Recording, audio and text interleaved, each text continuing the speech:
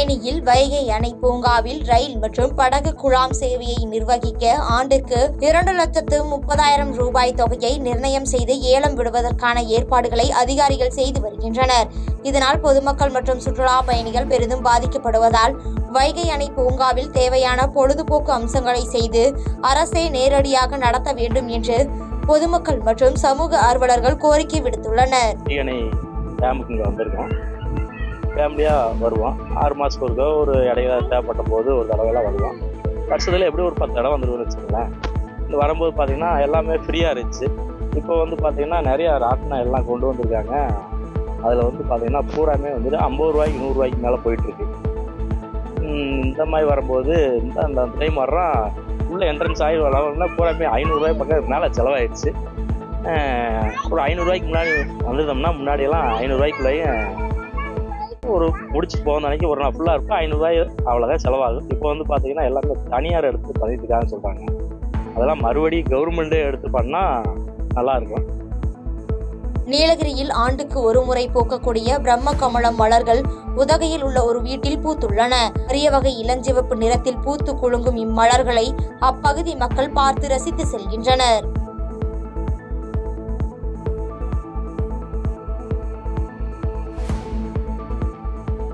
திண்டுக்கல் மாவட்டம் நத்தம் அருகே வேட்டையக்காரன் கோவில் திருவிழாவை முன்னிட்டு ஆண்கள் மட்டுமே பங்கேற்கும் கரிவிருந்து விழா சிறப்பாக நடைபெற்றது.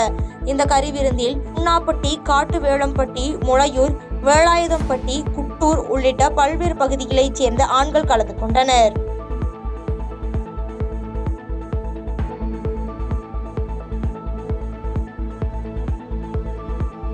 சென்னை பழைய வண்ணாரப்பேட்டை அருகே 5ஆம் வகுப்பு படிக்கும் பள்ளி மாணவர் ஒருவர் தண்டையார்பேட்டை ரயில்வே யார்டில் காத்தாடி விட்டு விளையாடிக் கொண்டிருந்த பொழுது காத்தாடி ரயில்வே உயர் மின்னழுத்த கம்பியில் சிக்கிக் கொண்டிருந்துள்ளது. இதனை இச்சிறுவன் மீட்க முயன்ற பொழுது மின்சாரம் தாக்கி தூக்கி வீசப்பட்டு படுகாயமடைந்த நிலையில் சிறுவன் சென்னை கீழ்ப்பாக்கம் அரசு மருத்துவமனையில் தீவிர சிகிச்சை பிரிவில் அனுமதிக்கப்பட்டு சிகிச்சை பெற்று வருகிறார்.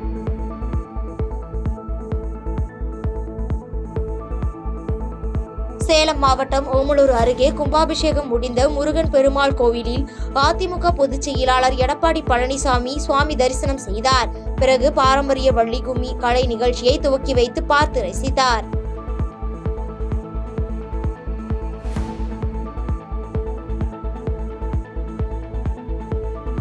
வேலூரில் மதுபோதையில் தாறுமாறாக பேருந்தை இயக்கிய ஓட்டுநர் ஆட்டோவின் மீது மோதும் சிசிடிவி காட்சிகள் வெளியாகி அதிர்ச்சியை ஏற்படுத்தியுள்ளது. இந்த விபத்தில் 3 பெண்கள் உட்பட 5 பேர் படுகாயத்துடன் அரசு மருத்துவமனையில் அனுமதிக்கப்பட்டுள்ள நிலையில் விபத்தை ஏற்படுத்திய தனியார் பேருந்து ஓட்டுநர் ரவிசுந்தரை வேலூர் வடக்கு காவல்துறையினர் கைது செய்து விசாரணை மேற்கொண்டு வருகின்றனர்.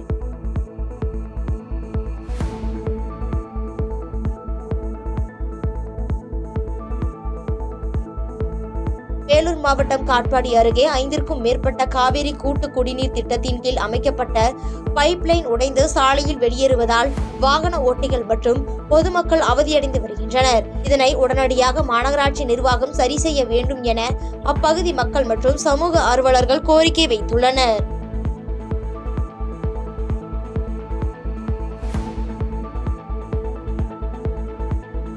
வேலூர் மாவட்டம் குடியாத்தம் நகரம் அருகே குடியிருப்பு பகுதிக்குள் புகுந்த சிறுத்தையால் அப்பகுதி மக்கள் அச்சமடைந்துள்ளனர். இதனால் அப்பகுதி இளைஞர்கள் சிலர் கையில் தடிகளுடன் அந்த பக்கமாக பாதுகாப்புக்காக சுற்றி வரும் நிலையில் தினந்தோறும் சிறுத்தை நடமாட்டத்தால் இரவில் தூக்கத்தை தொலைத்த பொதுமக்கள் மாவட்ட நிர்வாகம் உடனடியாக நடவடிக்கை எடுத்து சிறுத்தைகளை பிடிக்க தனி கவனம் செலுத்தி கூண்டுகளை வைக்க வேண்டும் என கோரிக்கை விடுத்துள்ளனர்.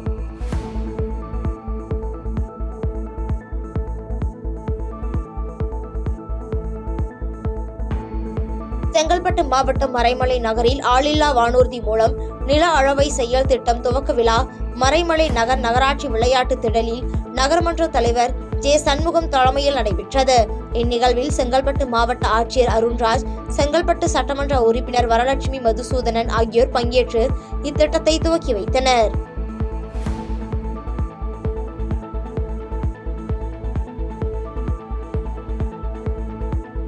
மூளைச்சாவு அடைந்து உடல் உறுப்பு தானம் செய்தவர்களுக்கு இறுதி அஞ்சலி செலுத்தி கௌரவிக்க புதுச்சேரி அரசு முடிவு செய்துள்ளது. மேலும் மூளைச்சாவு அடைந்து உடல் உறுப்பு செய்தவரின் புகைப்படத்துடன் அவர்களது தியாகத்தை மக்களின் பார்வைக்கு செய்தி விளம்பரத்துறை வாயிலாக வெளியிட வேண்டும். இறுதி அஞ்சலி மட்டுமின்றி சுதந்திர தினம் உள்ளிட்ட முக்கிய அரசு விழாக்களிலும் உடல் தானம் செய்தவர்களின் குடும்பங்களை கௌரவிக்கப்படுவார்கள் என தெரிவிக்கப்பட்டுள்ளது.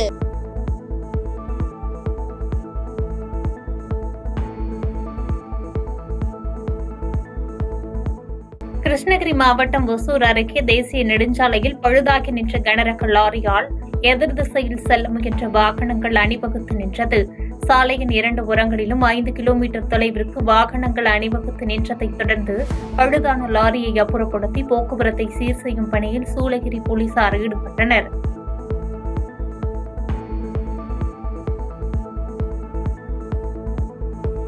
சிவகங்கை மாவட்டம் தேவக்கோட்டை அருகே கடையில் மளிகை பொருட்களை இலவசமாக கேட்டு தராததால் மதுபோதையில் இருந்த திமுகவினர் பொருட்களை அடித்து உடைத்து சேதப்படுத்தும் சிசிடிவி காட்சிகள் இணையத்தில் பரவி வருகிறது. அராஜகத்தில் ஈடுபட்டது தேவக்கோட்டை நகர திமுக 11வது வார்டு செயலாளர் அப்துல் ஜாபர் மற்றும் திமுக ஒன்றிய நிர்வாகி லட்சுமணன் ஆகியோர் என தெரியவந்துள்ள நிலையில் மளிகை கடை உரிமையாளர் சரவணன் அளித்த புகாரின் பேரில் தேவக்கோட்டை காவல்துறை கண்காணிப்பாளர் டிஎஸ்பி கௌதம் நேரடியாக விசாரணை மேற்கொண்டார். மேலும் சம்பவத்தில் தொடர்புடைய நபர்களை தனிப்படை காவல்துறையினர் தீவிரமாக தேடி வருகின்றனர்.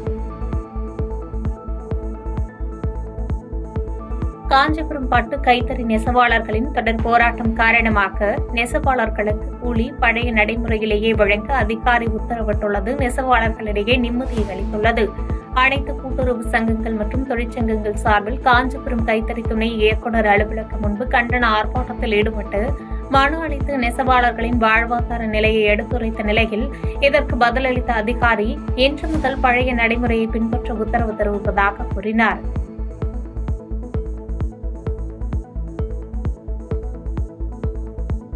புதுச்சேரி தட்டாஞ்சாவடி பகுதியில் உள்ள கலால்துறை அலுவலகம் அருகே இந்திய கம்யூனிஸ்ட் கட்சி சார்பில் கண்டன ஆர்ப்பாட்டத்தில் ஈடுபட்டனர். புதிய மதுபான கொள்கையை கைவிட வேண்டும், புதிய மதுபான கடைகள் மற்றும் புதிய மதுபான தொழிற்சாலைகளுக்கு அனுமதி தரக்கூடாது என்பன கோரிக்கைகளை வலியுறுத்தி 200க்கும் மேற்பட்டோர் ஆர்ப்பாட்டத்தில் கலந்து கொண்டு மாநில அரசுக்கு எதிராக கண்டன கோஷங்களை எழுப்பினர்.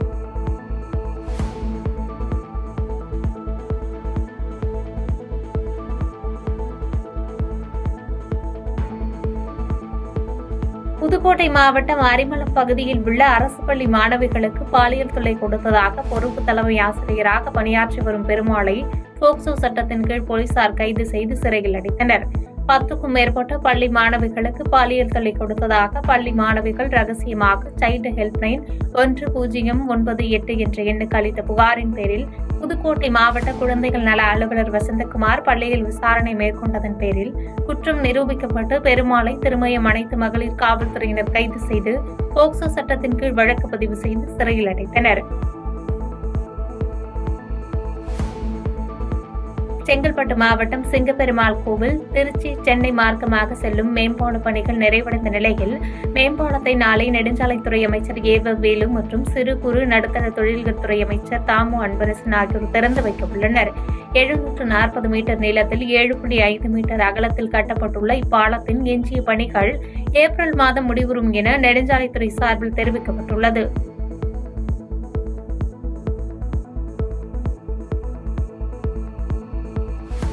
புதுக்கோட்டை ஊராட்சி ஒன்றிய அலுவலகம் முன்பு தமிழ் மாநில விவசாய தொழிலாளர் சங்கம் சார்பில் மாநில பொதுச் செயலாளர் பாஸ்கர் தலைமையில் கண்டன ஆர்ப்பாட்டம் நடைபெற்றது. இந்த ஆர்ப்பாட்டத்தில் பெண்கள் உள்ளிட்ட 100க்கும் மேற்பட்டோர் கலந்து கொண்ட நிலையில் 100 நாள் வேலை திட்ட தொழிலாளர்களின் சம்பள நிலுவைத் தொகையை முழுவதையும் உடனடியாக வழங்க வேண்டும், புதுக்கோட்டை மாநகராட்சியில் இணைக்கப்பட்ட ஊராட்சிகளில் உள்ள வேலை உறுதி திட்ட தொழிலாளர்களுக்கு தொடர்ந்து வேலை வழங்க வேண்டும் உள்ளிட்ட பல்வேறு கோரிக்கைகளை வலியுறுத்தினர்.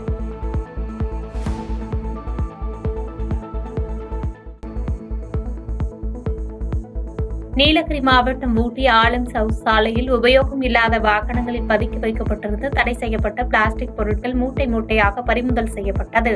தடை செய்யப்பட்ட பிளாஸ்டிக் பொருட்களை தவிர்த்திடும் வகையில் மாவட்டம் முழுவதும் அதிரடி சோதனைகள் நடைபெற்று வரும் நிலையில் பதுக்கி வைத்திருந்த கடைக்கு ரூபாய் 1 லட்சம் அபராதம் விதித்து கடைக்கும் சீல் வைக்கப்பட்டது.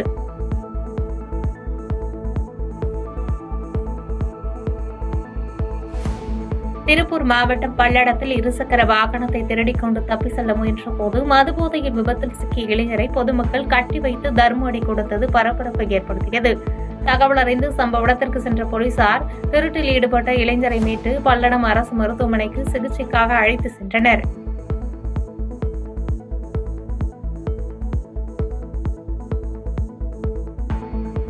ராமநாதபுரம் மாவட்டம் திருவாடானை அருகே தொண்டி அருகே மீனவர்கள் வலையில் சிக்கிய சுமார் 75 கிலோ எடை கொண்ட அரிய வகை கடல் ஆமையை மீனவர்கள் மீட்டு பத்திரமாக கடலில் விட்டனர்.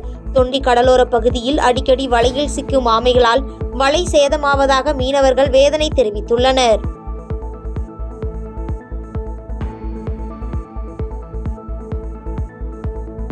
சேலம் மாவட்டம் சங்ககிரியில் ஓமலூர் திருச்செங்கோடு 4 வழி சாலை விரிவாக்க பணியில் மேம்பால பணி கடந்த 2010ஆம் ஆண்டு தொடங்கி நடைபெற்று வரும் நிலையில் பணிகள் மந்தகதியில் நடைபெற்று வருவதாக குற்றச்சாட்டு எழுந்துள்ளது. இந்த பணிகளை விரைந்து முடித்தால் பல்வேறு பகுதிகளில் ஏற்படும் போக்குவரத்து நெரிசலுக்கு நிரந்தர தீர்வு கிடைக்கும் என நம்பிக்கை தெரிவிக்கும் வாகன ஓட்டிகள் சங்ககிரி ரயில்வே மேம்பால பணிகளை விரைந்து முடித்து பயன்பாட்டுக்கு கொண்டு வர வேண்டும் என வேண்டுகோள் விடுத்துள்ளனர்.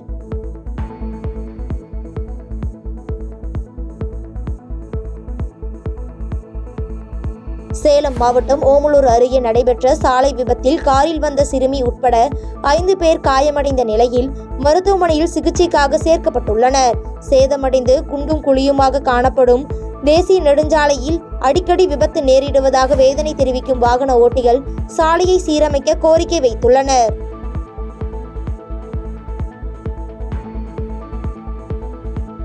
திருவாரூர் மாவட்டம் வார இறுதி நாட்களில் சட்டவிரோத செயல்களில் ஈடுபட்ட 65 நபர்கள் மீது அதிரடி நடவடிக்கை எடுக்கப்பட்டுள்ளது.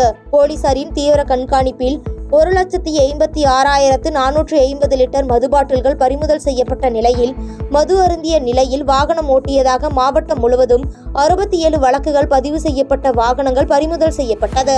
இந்நிலையில் கஞ்சா விற்பனையில் ஈடுபடும் நபர்கள், மணல் கடத்தல், லாட்டரி விற்பனையில் ஈடுபடுபவர்கள் மீதும் குண்டர் தடுப்பு சட்டத்தின் கீழ் கடுமையான நடவடிக்கை மேற்கொள்ளப்படும் என மாவட்ட காவல் கண்காணிப்பாளர் கருண் கரட் எச்சரிக்கை விடுத்துள்ளார்.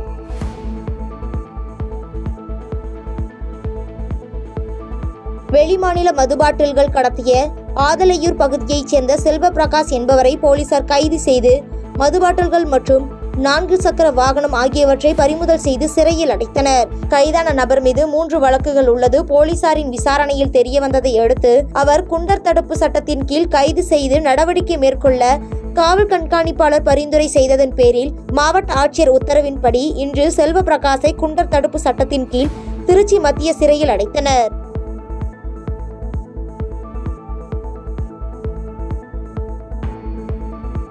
அதிகாரம் வேண்டுமென்றால் அமைதியாக இருப்பார், அதிகாரம் இல்லை என்றால் எந்த எல்லைக்கும் பன்னீர்செல்வம் போவார் என்று அதிமுக முன்னாள் அமைச்சர் RB உதயகுமார் விமர்சித்துள்ளார்.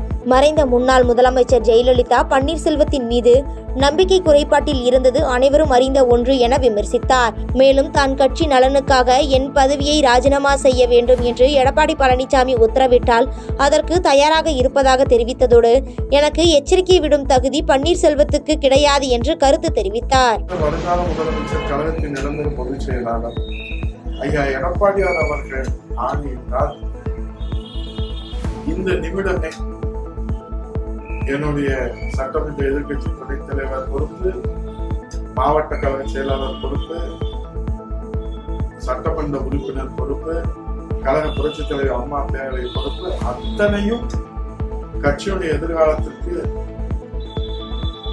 கழக தொண்டருடைய எதிர்காலத்திற்கு, தமிழ்நாட்டின் நன்மைக்கு, வெற்றிக்கு நான் பொறுப்பிலிருந்து விடுவித்துக் கொள்வது என்று புரட்சி தமிழர் ஆணையிட்டால் நான் இந்த நிமிடமே தயாராக இருக்கிறேன். திருப்பரங்குன்றத்தின் பெருமைகளை பாதுகாப்போம், கொடிய விஷம் கக்கும் மதவாத பிரச்சாரத்தை ஒதுக்கி வைப்போம் என வலியுறுத்தி இந்திய மாணவர் சங்கம் சார்பாக திருப்பரங்குன்றத்தில் நோட்டீஸ் வழங்கப்பட்டது. அப்போது அவர்களை தடுத்து நிறுத்திய போலீசார் உரிய அனுமதி பெற்று நோட்டீஸ் வழங்க வேண்டும் என்று எச்சரிக்கை விடுத்து அனுப்பி வைத்தனர். கள்ளக்குறிச்சி மாவட்டம் உளுந்தூர்பேட்டை அருகே புகைப்பட்டி கிராமத்தில் கடந்த 10 நாட்களாக குடிநீர் விநியோகிக்கப்படாததால் பாதிக்கப்பட்ட மக்கள் இன்று எலவனாசூர் கோட்டையில் இருந்து திருவண்ணாமலை செல்லும் சாலையில் சாலை மறியலில் ஈடுபட்டனர். இதனால் சுமார் அரை மணி நேரத்திற்கு மேலாக போக்குவரத்து பாதிப்பு ஏற்பட்ட நிலையில் சம்பவ இடத்திற்கு சென்ற போலீசார் குடித்தண்ணீர் வழங்க நடவடிக்கை எடுக்கப்படும் என்று உறுதி அளித்ததன் பேரில் போராட்டம் கைவிடப்பட்டது. காரைக்கால் மீனவர்கள் இன்று 8வது நாளாக தொடர் வேலைநிறுத்த போராட்டம் மற்றும் மாவட்டம் முழுவதும் கடையடைப்பு போராட்டத்தில் ஈடுபட்டு வருகின்றனர்.